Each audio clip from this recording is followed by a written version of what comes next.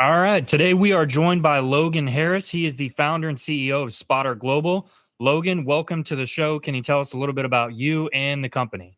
Yeah, sure. Thanks for having me on. Uh, so, a little bit about me. I'm kind of an engineer by training, entrepreneur by necessity, I would say. I started out doing all kinds of different things in my career. I've done, internet businesses. I've done developed mass spectrometers, home automation systems. But the latest thing I've been doing for like the last 26 years now is radar. And I kind of got into what I'm doing now because of 9/11. So during 9/11, I was working for this other company. We were developing these small radar systems for monitoring traffic flow on the freeways and the highways. And also now they're at your intersections as well. So if you'll see these little white boxes that are looking across up on a pole looking across the freeway, they're radars that are monitoring traffic flow, and they're sending their information back to the Department of Transportation saying, you got congestion here. This is how many cars have gone by, that type of thing. And then, well, when 9/11 happened, started to get all these requests coming out from the Defense Department saying, how can we defend how can we defend the U.S. better? And so we started looking for applications for lightweight, small radar systems. And so myself and one of the other RF engineers started this company building a radar that flies on a drone that scans, does like a side fire scan, and creates images out of radio waves. And so instead of optical, it's radio waves. And using radar, it's called synthetic aperture radar. And the military really likes that because they can see through fog and rain and snow and all that kind of stuff.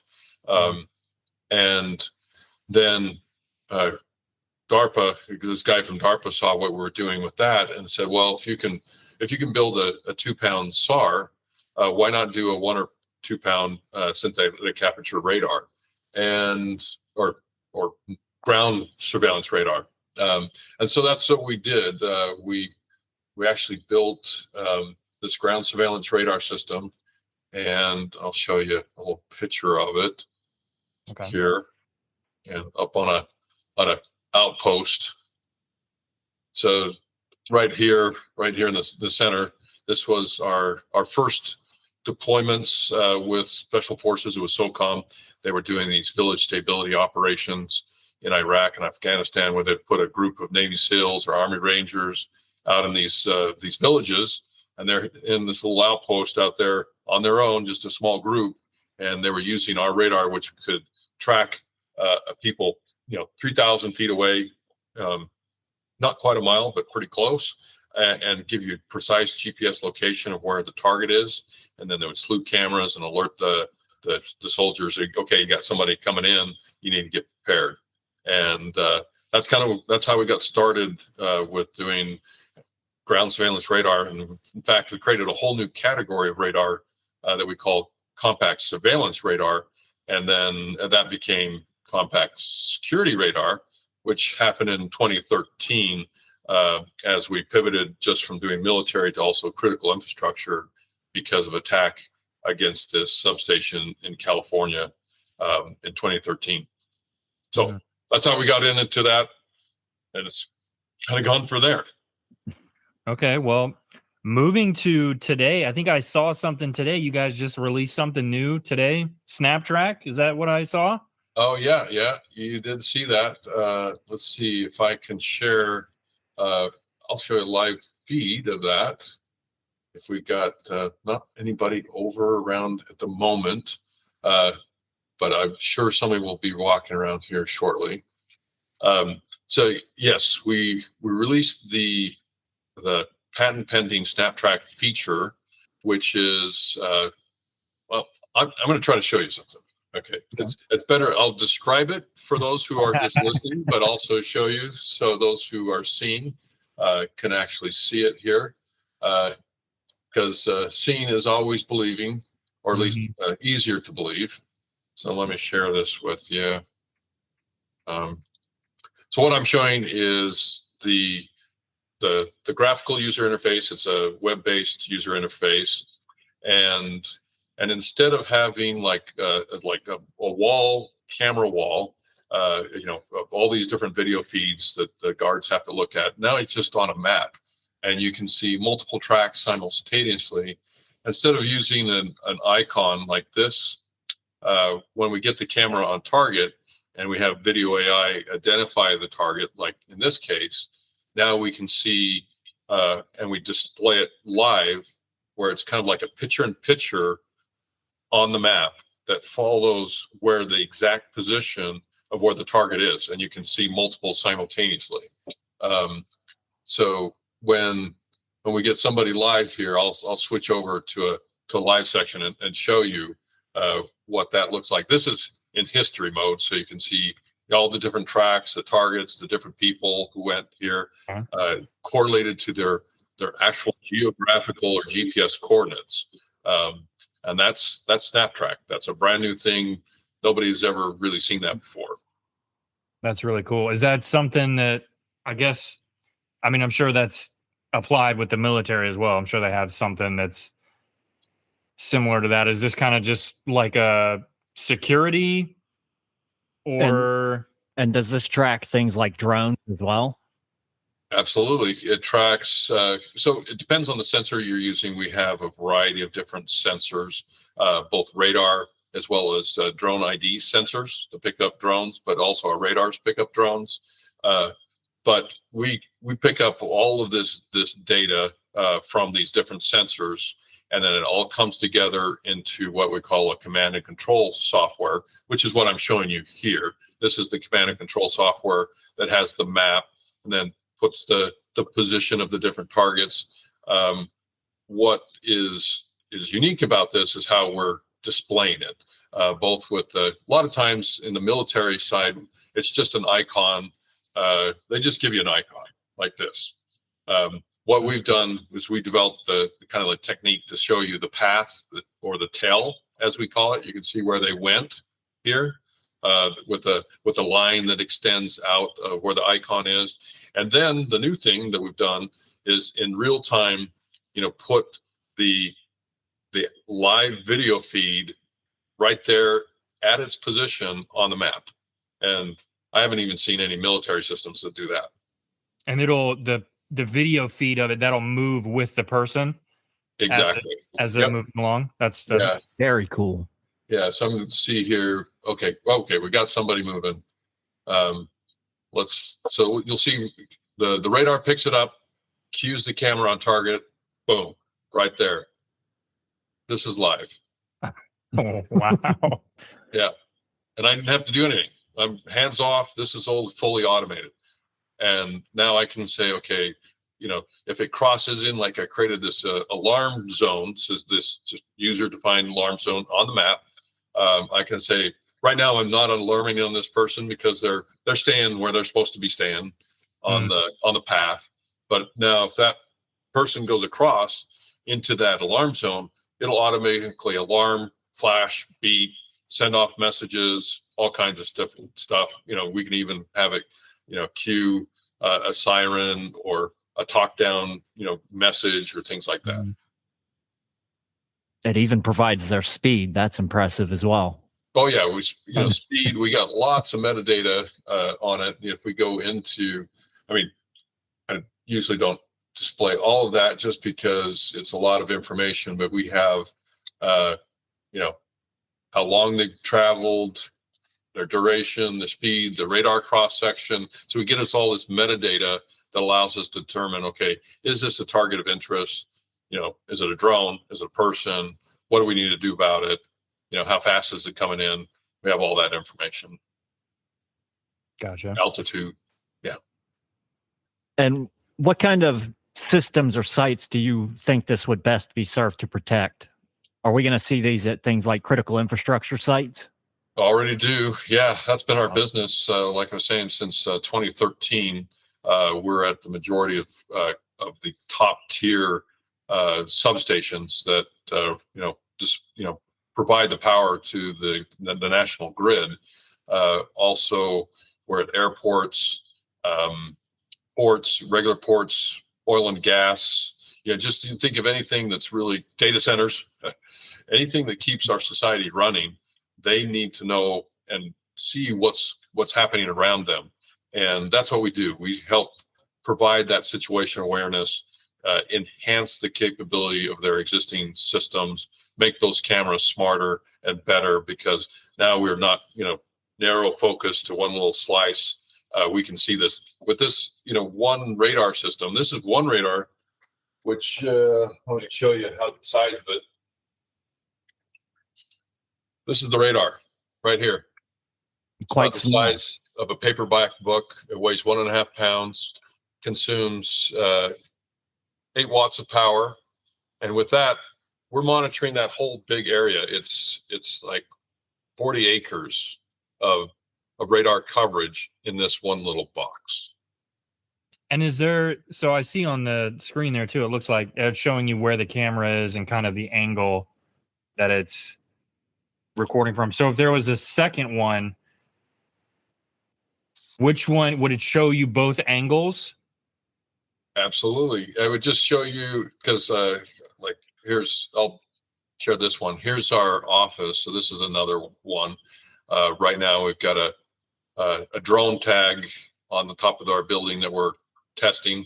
So this is, like the IDs that is broadcast by the drones. We're picking that up right here. So you can see we got 1, 2, 3, 4, 5, 6, 7, 8 cameras around our site on this. And you can see all the different areas that they're looking at. So this is a more, say, typical type situation where you got multiple radars, multiple cameras, all integrated into a single view, which monitors the whole thing, 360 degrees all the way around, but integrates all this together. Right. Okay. Well, drones was one of the big things we wanted to talk about. I love to talk about drones. Awesome. Can you start off, what's a dark drone? And then maybe on a secondary note, it seems like defensive systems are a lot harder to integrate in and stop drone technology. So what's a dark drone and how do we stop them? Yeah, so dark drones are drones that aren't emitting RF. And RF, I mean radio waves, right? For many type of cases. Oh, here we go. We got somebody leaving to go home tonight. So dark drones are no emissions whatsoever. So that means that they're flying autonomously or they're being piloted by fly-by-wire. And in the case that we're seeing a lot happening in Ukraine and Russia, but it's spreading, is these fiber optic guided drones. Have you heard of those that are guided by a fiber optic cable? Yeah. Those are kind of like that's the next big thing is, and I call them fog drones for short, fiber optic guided drones. So fog drones. These fog drones, they're carrying this cable. It's a fiber optic cable, really thin piece of glass that's pretty strong, and they can get 60 kilometer now cables, and they're communicating with the drone, and the pilot is still using FPV goggles, and so they can pilot wherever it is. You can't jam them. You can't sense them with an RF sensor.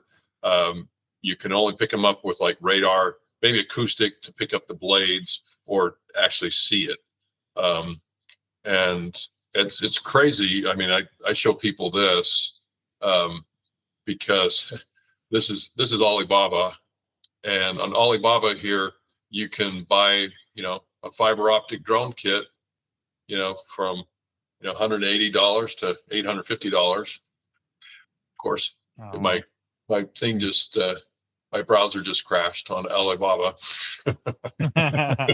It's like, okay, didn't like Alibaba, but it's great. It's now available easily. Anybody can order this stuff. So that's what a dark drone is. Dark drones just fly without using RF. And did you want me to address more of the second part of that question about what can we do about it? Yeah. Is there anything we can do about it? Yeah. Well, one is we can detect them. So I was mentioning kind of earlier, there's a couple of ways that we can detect. They're still making some sound. So there's acoustic sensors, but usually those are really short range, a few hundred feet at best. And then they're highly affected by environmental factors like rain and wind and snow and all those kind of things.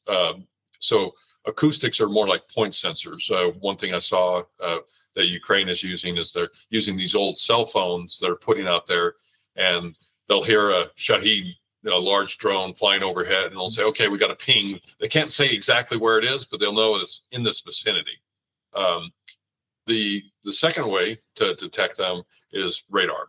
And radar was built for tracking aircraft from the very beginning.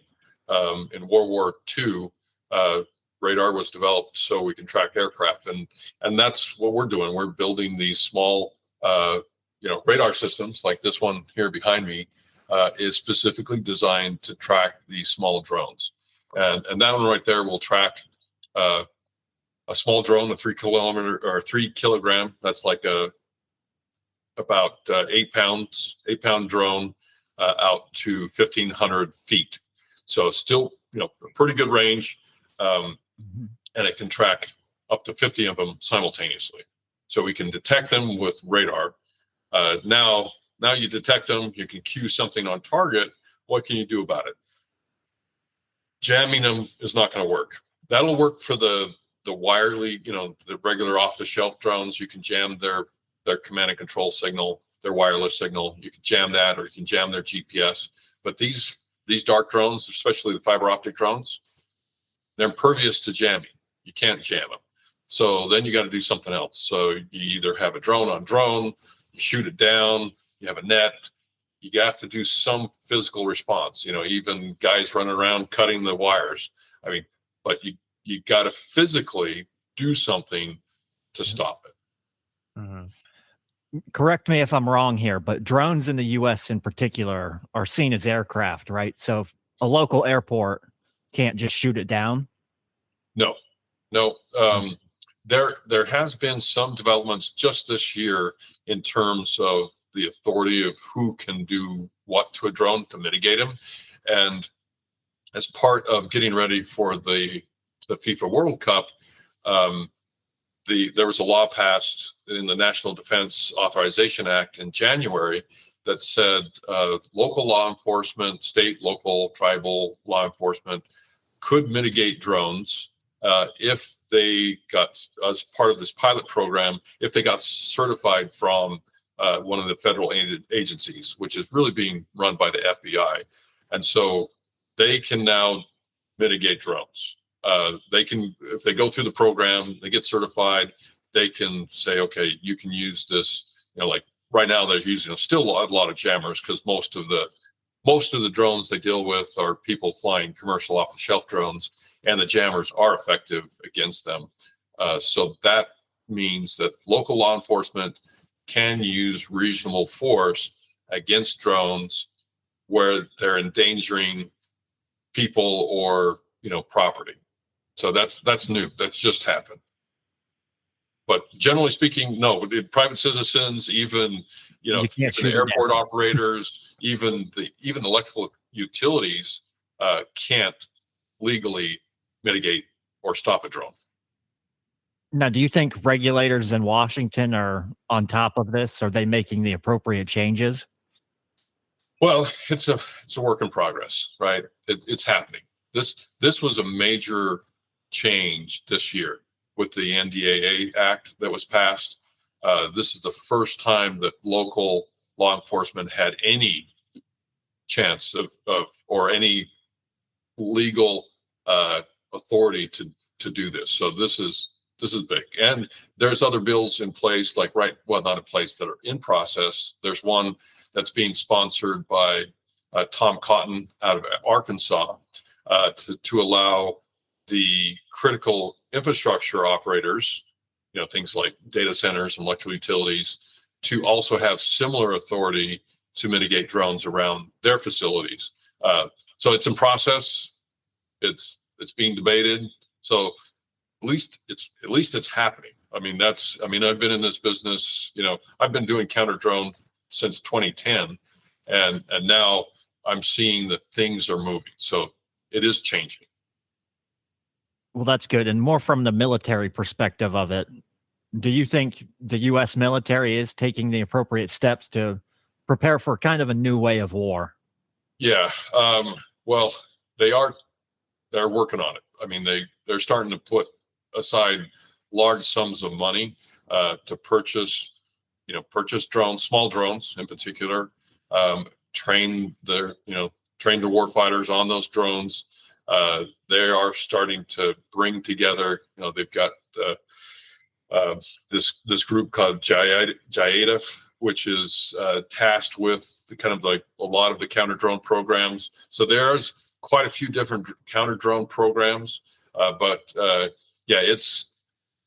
you can see it in the news. It's happening all over the place. Iran, of course, is showing here's what happens when you have a lot of really cheap drones that you can fly for 1,500 kilometers, 1,000 miles, and attack your neighboring countries with a $20,000 guided missile, right?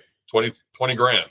And so we got to move fast, and we've got to find ways to cost effectively counter those type of threats. So we got work to do. And on the offensive side, do you think we should adopt those cheaper drones? We have things like the Reaper drones, but those are millions of dollars.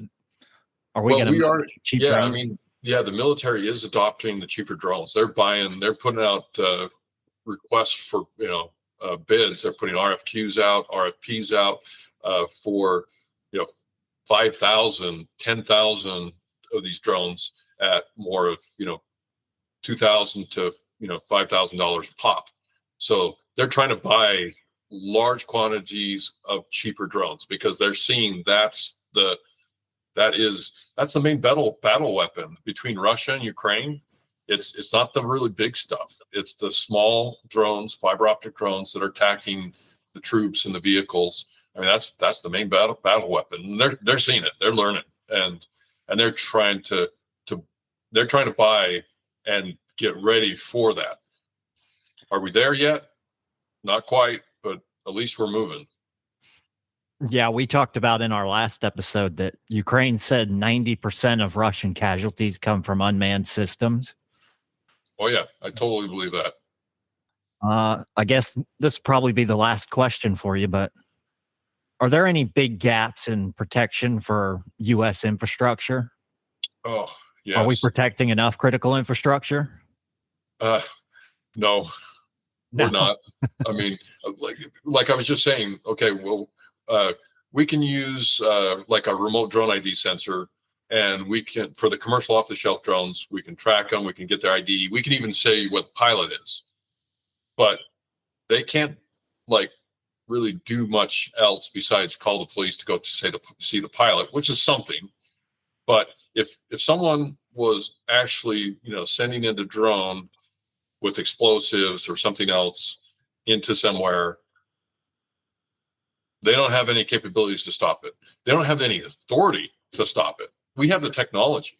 The technology is here. It's been here for a while, but they don't have the authority to do it. And that's why I was talking about that bill with Tom Cotton from Arkansas, because he's trying to say, okay, we need to give that same type of capability to our critical infrastructure operators, because if someone does it, we don't have, we have sites out there, quite a few that have detection, but we don't have the mitigation piece.